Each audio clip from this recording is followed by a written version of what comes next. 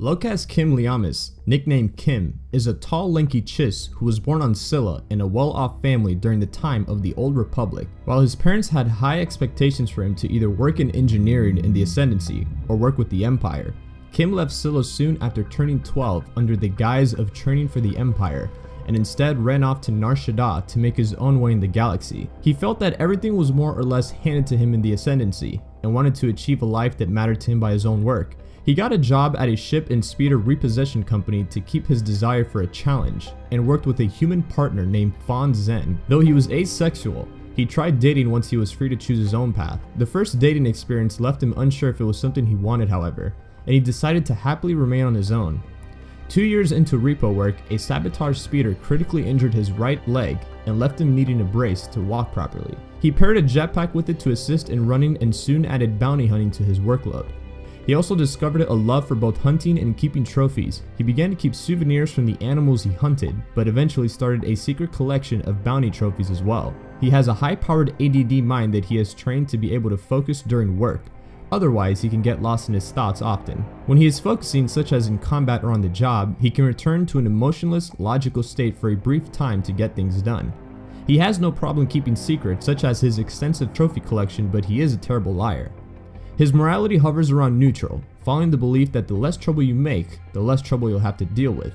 But he will also follow his complicated logical reasoning, which occasionally leads to less than wholesome decisions. After about 3 years of bounty hunting work, Kim joined an unnamed mercenary group, where he started to make connections. A repo job sent him to a harrower to collect a personal ship in its hangar, but thanks to Fanon, he ended up in the wrong ship, which happened to be the Dauntless and belonged to the secretive leader of another mercenary group called Talon Company.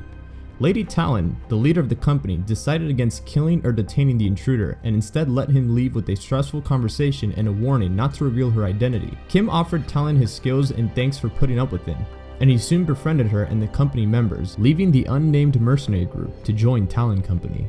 He also brought Aspecta, another bounty hunter he had teamed up with and befriended to the company. The head of the science wing, a previous soldier who had been infected with a rare stable strain of the Racco virus named Ryachi, took an interest in him, and he helped test some of her experimental projects, including mind-controlled battle droids. They became friends, attempted dating, and worked on a large battle droid together. Eventually, Talon Company's base on Tatooine was ordered to be destroyed by Talon as they found out that one of Ryachi's infected test subjects had escaped from it. Kim remained at Talon Company as they worked and grew. He decided to use his skills as a repo pilot to fly a fighter, but the multiple missions he went on always left him as the sole survivor of the entire squadrons of fighter pilots. The other pilots became paranoid of being under his leadership, and he soon lost faith in his own abilities and refused to pilot a fighter again.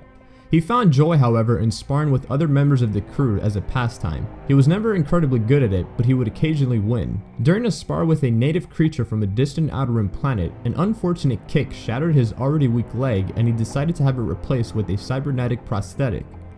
A successful bounty on a Jedi left him with enough credits to begin building a permanent home on Rishi, though he still lived in his ship most of the time.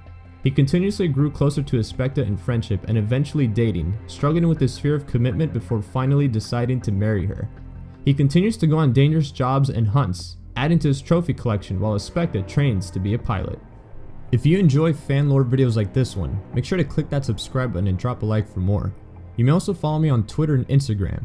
If you have an original Star Wars character that you would like to see get a lore video on the channel such as this one, then please look in the description down below for details. Also, since Star Wars fandom material isn't official Star Wars canon, characters and stories are all subject to change and updates.